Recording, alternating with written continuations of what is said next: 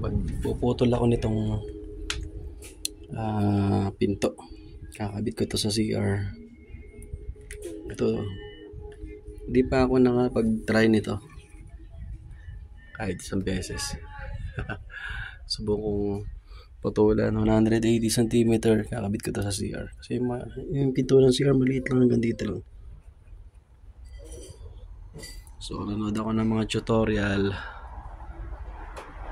Sa tingin ko naman ay kaya ko. Ayan, puputulan ko to. Tapos itong pinto, iba pa kasi to, may hamba kasi to eh. Hamba. Pero mas madali lang naman siguro to. Kailangan ko lang munang buksan para makita ko talaga yung kung paano. Pero tingin ko dito kasi merong tornilyo rito. Yan ang lock. Sa taas kasi hindi pwede magputol kasi nandito na yung singawan niya. So kung dito tayo magpuputol, hindi pwede. So dito lang. Konting-konti lang naman, mga parang ganyan lang yung puputulin. Hindi naman tayo pwede mag-adjust sa semento, babagbagin, hindi pwedeng ganun eh. So ito lang. Ito ang ating babawasan. Okay? So ayan, pagkabukas ko, dito pala siya babawasan. So di ba? First time nga nating makapagkabit ng ganito. So sabi ko kanina, dito babawasan. So hindi pala, ayan. Kasi masyado siyang maraming gagawin. Ito lang mo kang ganon sa kabila. So pagkabukas ko, ito agad ang bumungad. Yan, ganyan. So dito ka pala magbabawas. Pagdating naman sa pinto, tama yung sinabi ko kanina, dito ka magbabawas talaga sa dulo. Kasi ito yung singawan, dito ka magbabawas. Pagdating din naman dito sa hamba, dito ka magbabawas. 180 cm.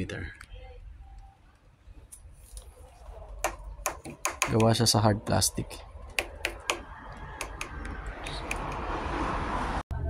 Ayan. Sumukat ako ng 180. Ayan, sakto-sakto dun sa paglalagyan natin. So hard plastic lang siya hanggang dun. So kaya-kaya siya ng lagaring bakal. Ito na lagaring bakal. Hindi ko napapakita kung paano kung putulin na kasi naka ano lang ako. Tapos okay, let's go. Okay, naputol ka na. So pagka putol ito, ibalik nyo yung guide. Ito yung pinaka-guide niya kasi. Ayan. Kapit nyo ulit dito sa pinaglalagyan ng sa kabila niya.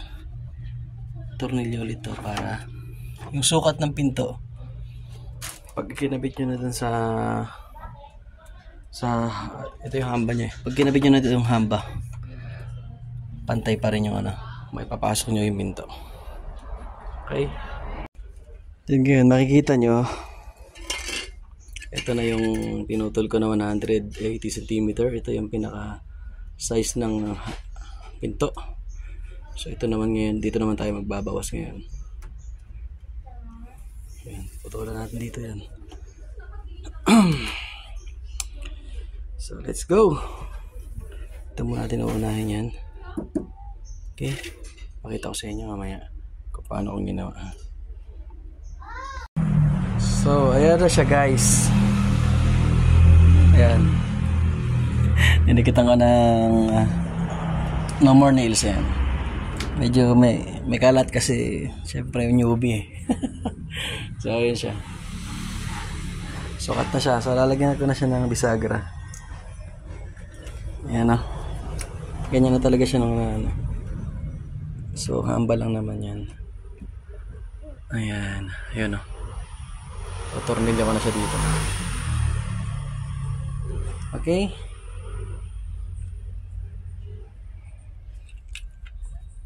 Madali lang naman ikabit to. Sinasalpak lang naman siya. Yung bisagra niya. Kasi ito. Pinapatong lang siya.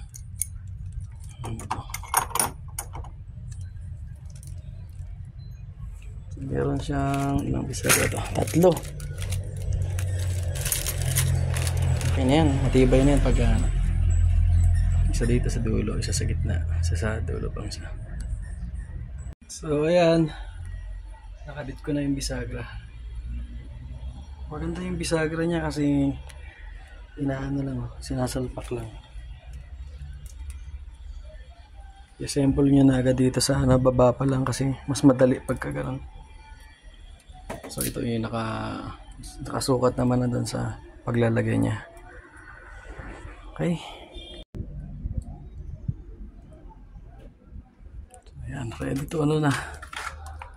Ready na iano siya. Pasok. So ito yung ginawa kong allowance niya dun sa kasi may nakaabang naman na dun sa paglalagyan nito na harang dito. Semento yun. So, kahit mas mataas pa siya ng konti, ganyang kataas yan. Hindi na lalabas yung tubig na sa sa pinto. Okay na. Kakabit na lang, sasalpak.